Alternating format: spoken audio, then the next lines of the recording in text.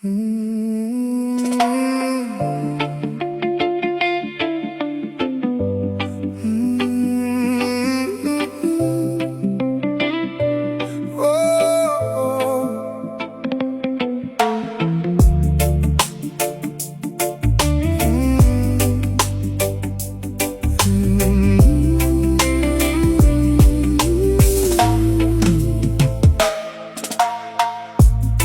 sa suot mo ang tingin,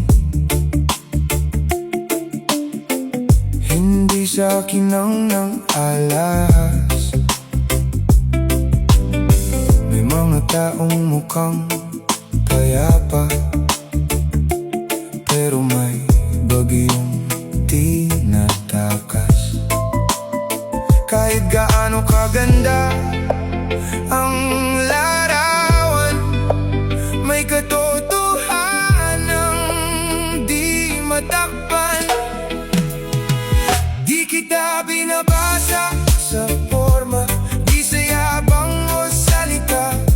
Tinitingnan ko kung anong laman ng puso mong dala-dala. Pwede mong dayain ng mata, pwede mong ayusin ang eksena, pero sa dulo ng lahat, kaluluwa mo ang magsasalita.